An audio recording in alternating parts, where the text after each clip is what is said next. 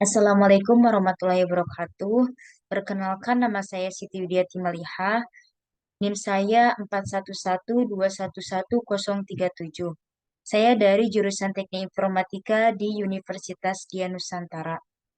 Di sini saya akan menjelaskan tentang materi sistem multimedia, yaitu kompresi data. Pengertian dari kompresi data. Kompresi data adalah sebuah istilah umum yang digunakan untuk kumpulan teknologi yang mengubah filenya itu dari ukuran yang besar menjadi ukuran kecil. Dalam kompresi data ini terdapat beberapa teknik, di antaranya itu ada teknik image. Teknik image ini biasanya instansinya itu ada JPEG, PNG, atau TIFF. Yang kedua, teknik audio. Teknik audio ini biasanya ekstensinya itu MP3, kemudian ESC, RMA, atau WMA. Yang ketiga ada teknik video.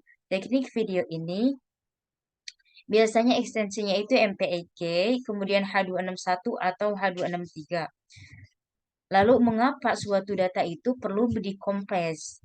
Nah, tujuan dari data dikompresi itu yaitu yang pertama itu digunakan untuk memperkecil penyimpanan data, yang kedua untuk memperkecil kebutuhan bandwidth, dan yang ketiga itu untuk mempercepat pengiriman data. Kemudian jenis-jenis kompresi data. Kompresi data ini dibagi menjadi dua jenis. Yang pertama berdasarkan penerimaan data, yang kedua berdasarkan output data. Berdasarkan penerimaan data dibagi menjadi dua, yaitu ada dialog mode dan retrieval mode.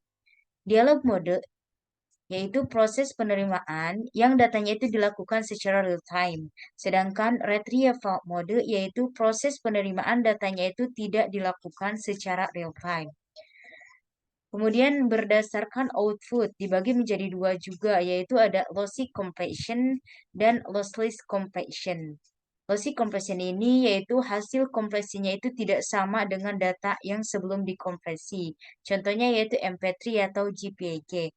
Yang kedua ada lossless compression, yaitu suatu teknik yang mana kompresi di mana data hasil kompresnya itu tidak dapat dikompres lagi dan hasilnya itu tetap sama.